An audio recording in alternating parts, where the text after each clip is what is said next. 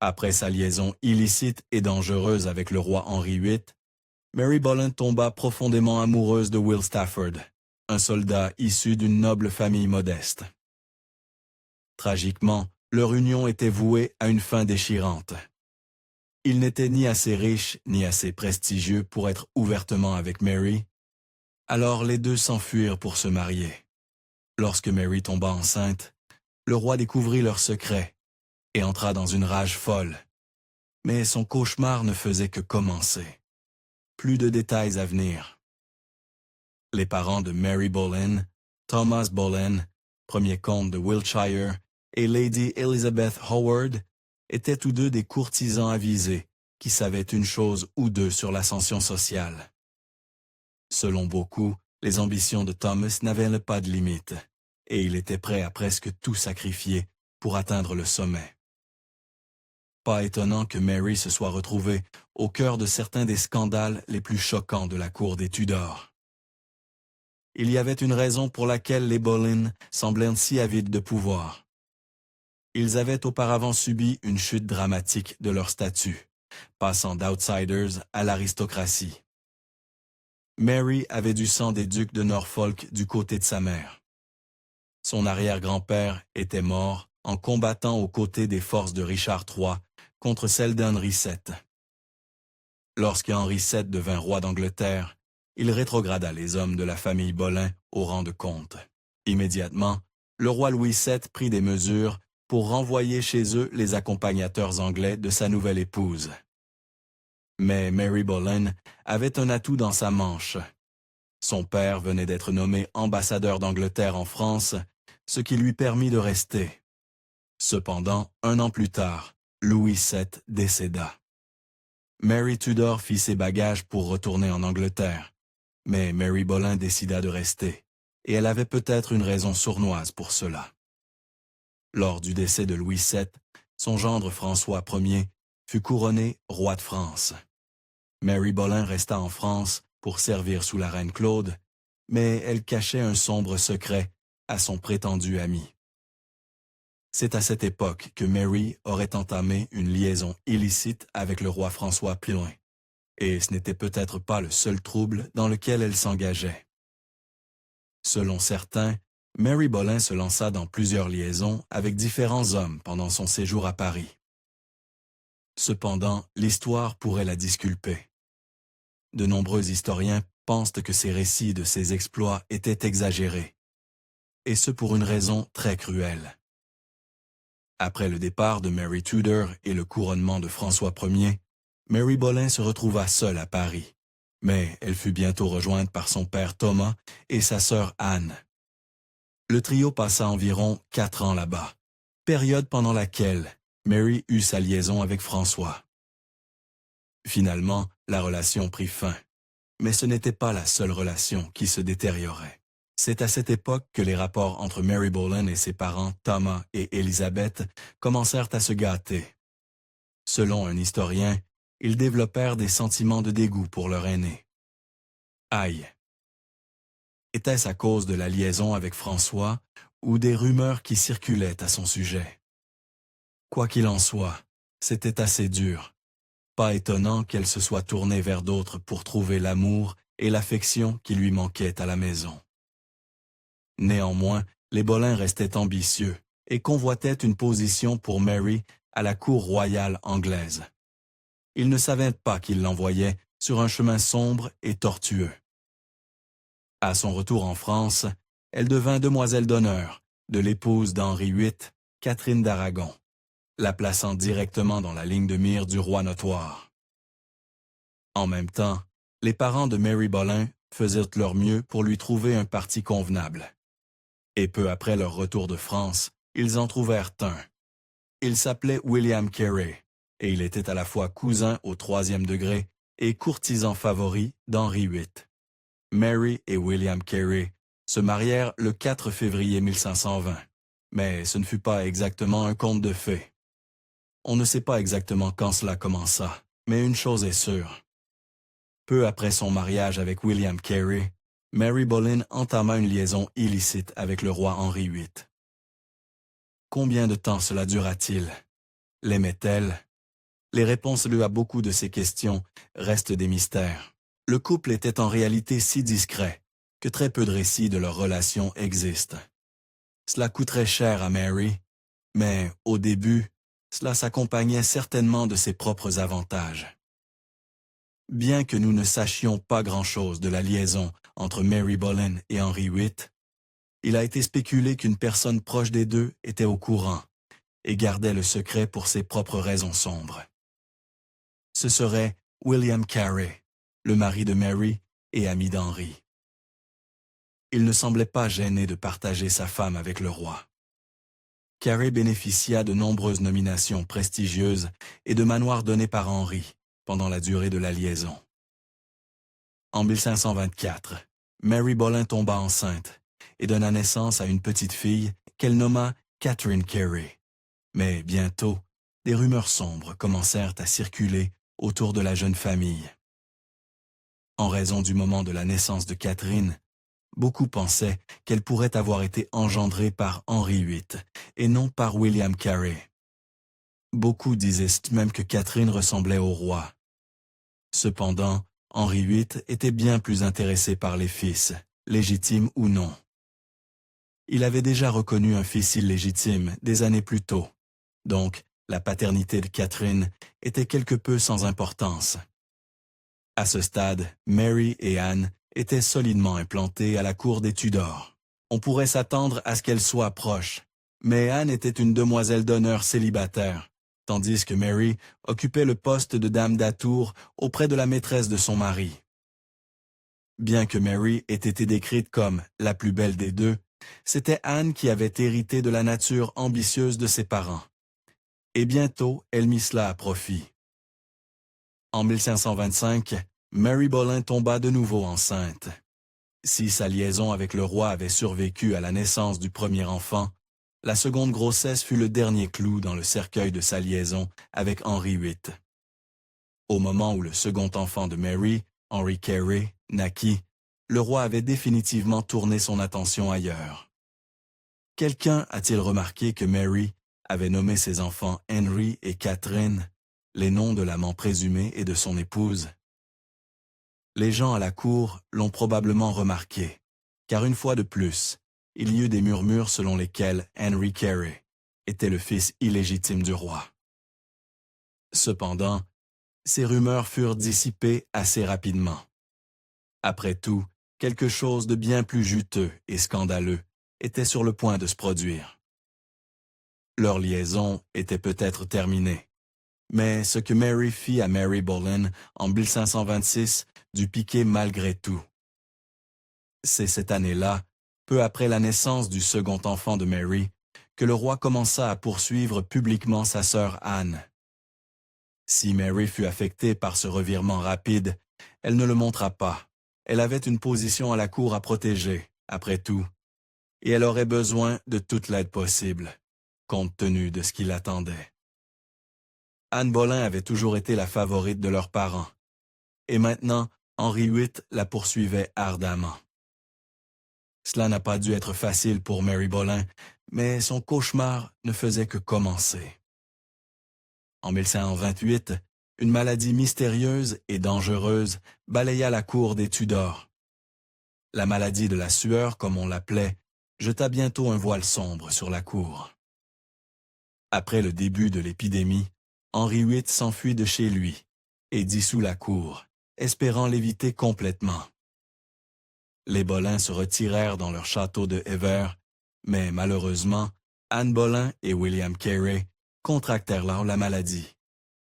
Henry VIII envoya son médecin personnel pour soigner Anne, mais le pronostic pour le mari de Mary n'était pas aussi prometteur. Après les soins du médecin du roi, Anne Boleyn se rétablit de la maladie de la sueur, mais William Carey n'eut pas cette chance. Il décéda le 22 juin 1128, à seulement 28 ans, laissant sa femme Mary veuve. La perte fut dévastatrice, mais le chagrin n'était pas encore fini. William Carey avait été un courtisan prospère et riche. Il occupait une position estimée à la cour des Tudors et était un favori d'Henri VIII. Cependant, malgré cela, il laissa derrière lui des dettes considérables à sa mort. Et ce fardeau retomba sur sa veuve, Mary Boleyn. Elle était dans une situation désespérée, mais le pire était encore à venir. Après la perte de son mari, Mary Boleyn lutta désespérément pour rembourser les dettes de sa veuve.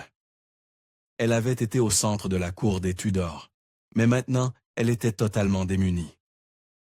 Boleyn commença même à mettre en gage ses propres bijoux, mais cela ne suffisait toujours pas.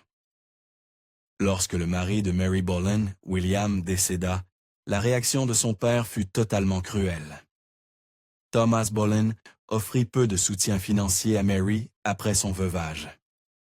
Il fallut l'intervention de sa sœur Anne pour sécuriser à Mary une pension de veuve, très généreuse de 100 € par an. Alors que le fils de Mary, Henry Carey, âgé de 10 ans, était éduqué aux frais de sa tante Anne, les mêmes vieilles rumeurs à son sujet commencèrent à le suivre jusqu'au monastère. Certains moines pensaient que leur élève était en réalité le fils illégitime d'Henri VIII. Lorsque le roi continua à soutenir financièrement Henri longtemps après la mort de son père, cela donna un certain poids à cette théorie. Comme si avoir des liaisons avec les deux filles Boleyn ne suffisait pas, Henri VIII continua d'avoir un œil baladeur, mais un œil qui voyait de près. On raconte qu'Henri pourrait avoir eu une liaison avec une autre parente de Mary et Anne. La prétendue autre femme était soit Mary Shelton, soit sa sœur Madge, toutes deux cousines de la famille Boleyn. S'il semble qu'Henri ne jetait pas un filet très large, j'ajouterai que victime de familles aristocratiques était très consanguine, donc le bassin de rencontre était très restreint. Henri VIII était tombé amoureux d'Anne Boleyn en 1526, mais contrairement à sa sœur Mary, elle refusa ses avances. Elle ne voulait pas être sa maîtresse, elle voulait être sa reine. Henri s'empressa de trouver un moyen de se débarrasser de Catherine d'Aragon, qui approchait de la quarantaine et n'avait pas encore porté de fil. Le drame qui s'ensuivit fut totalement chaotique, et Mary Boleyn se retrouva souvent au milieu de tout cela. Henri VIII avait été notoirement discret au sujet de sa liaison avec Mary Boleyn. Cependant, lorsqu'il vit une opportunité de l'utiliser à son avantage, il finit par vendre la mèche. Voyez-vous, bien avant qu'Henri VIII n'épouse Catherine d'Aragon, elle avait été brièvement mariée à son frère, et lorsqu'il voulut la quitter pour Anne Boleyn, il utilisa cela comme excuse pour faire annuler le mariage. Mais sachant qu'il avait utilisé cette excuse une fois, Unger devait couvrir ses arrières pour se protéger. La seule raison pour laquelle nous savons avec certitude qu'Henri VIII a eu une liaison avec Mary Boleyn est qu'il l'a admis avant d'épouser Anne. Il avait besoin d'une dispense pour que le mariage soit accepté, et il dut admettre qu'il avait été avec la sœur d'Anne.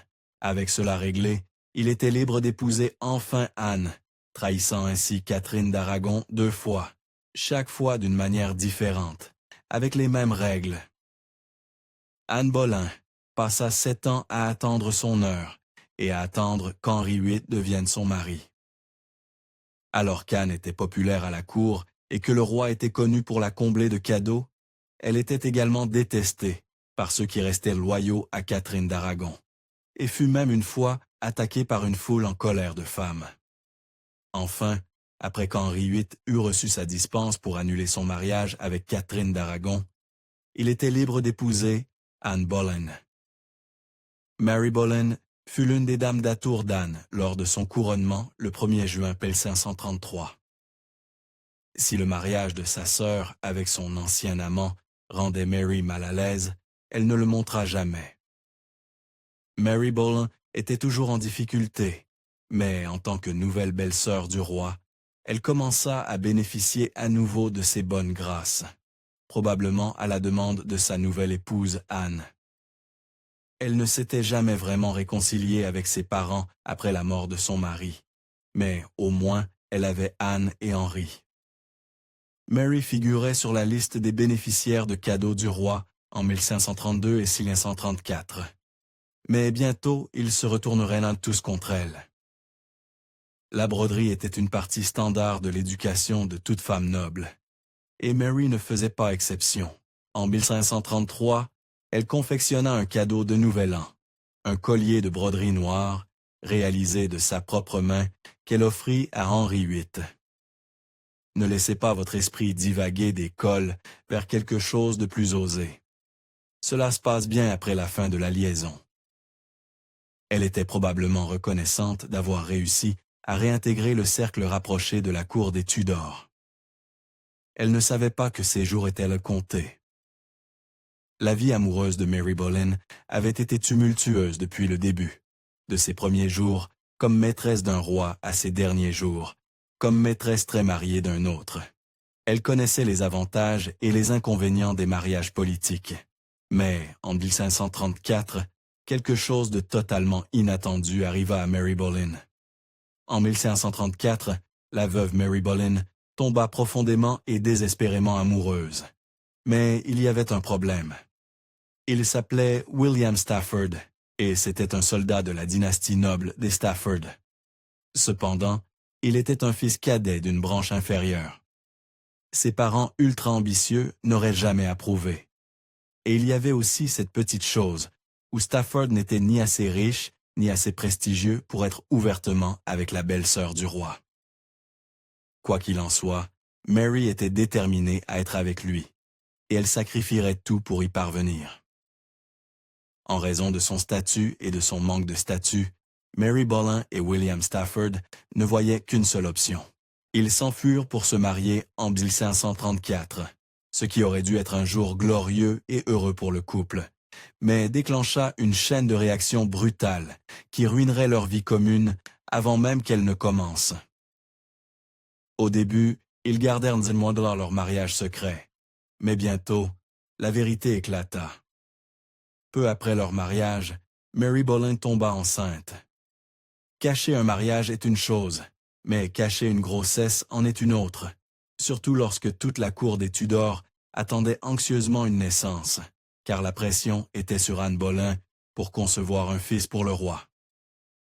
Lorsqu'il devint évident que Mary Boleyn était enceinte, les conséquences furent terribles. La vérité était révélée. Non seulement Mary Boleyn avait secrètement épousé un homme en dessous de sa condition, mais elle était également enceinte de lui. Les condamnations furent rapides et brutales. Anne Boleyn avait donné à Henri une fille, mais pas le fils qu'il désirait tant, et la grossesse inattendue de sa sœur dut ressembler à une gifle au milieu de ses luttes. Anne se retourna instantanément contre sa sœur, mais ce n'était que le début. Mary n'avait jamais été l'enfant préféré de ses parents, en fait, elle avait été leur moins préférée, et après que son père l'eut abandonnée à la suite de la perte de son premier mari, les relations entre Mary et les Boleyn avaient été plutôt froides, pour le moins. Lorsque les parents assoiffés de pouvoir de Mary découvrirent qu'elle avait secrètement épousé un simple soldat, leur attitude glaciale se transforma en une rage brûlante. Pendant son mariage secret, les parents de Mary Boleyn la renièrent, mais le cauchemar ne s'arrêta pas là. Ses actions avaient flagrantement méprisé l'autorité du roi sur elle en tant que courtisane, et il était furieux. En fin de compte, Henri VIII fit bannir son ancienne maîtresse et actuelle belle-sœur, Mary Boleyn de la cour. Elle avait tout perdu. Son histoire ne s'arrêta pas là.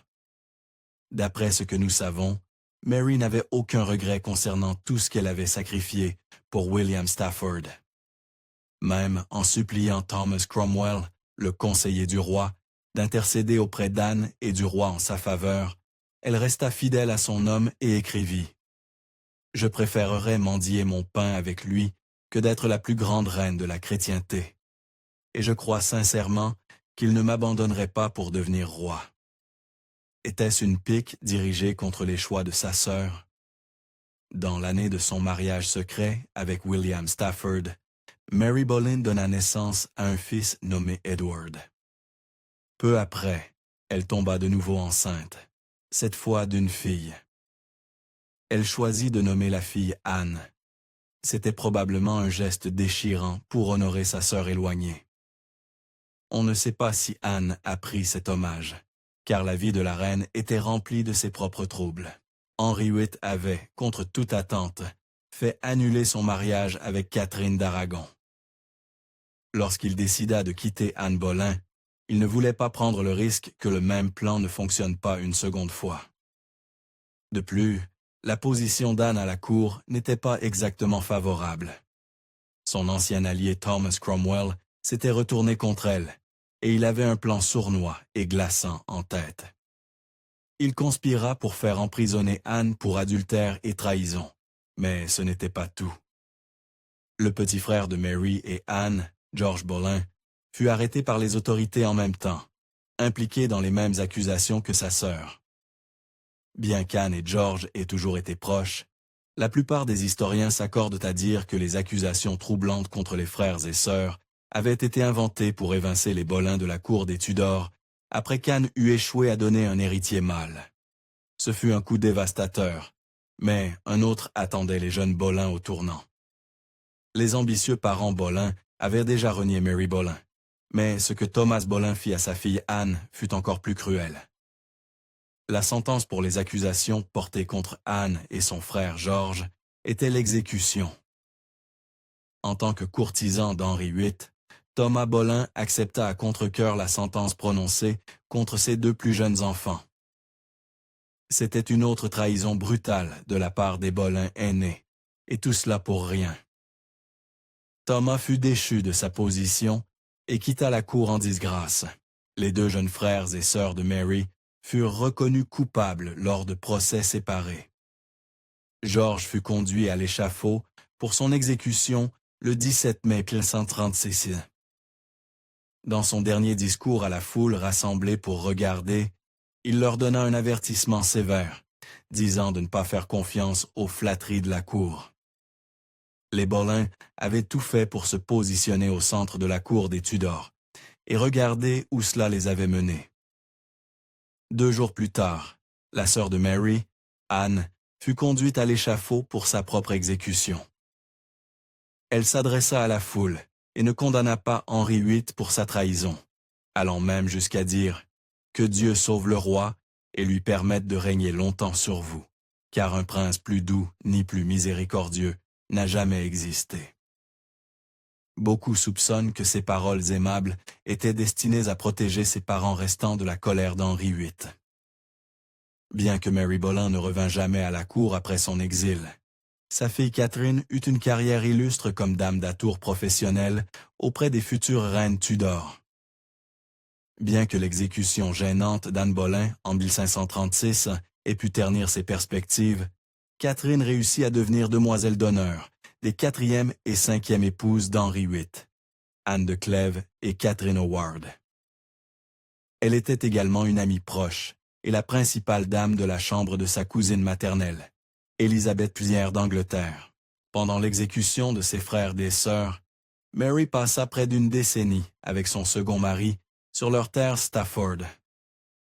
Avec peu de revenus, nous ne savons pas si c'était une vie confortable, mais en ce qui concerne l'ère Tudor, pas de nouvelles était généralement une bonne nouvelle, ce qui signifie que nous pouvons peut-être interpréter le silence sur leur vie ultérieure comme une vie relativement paisible par rapport à la vie à la cour.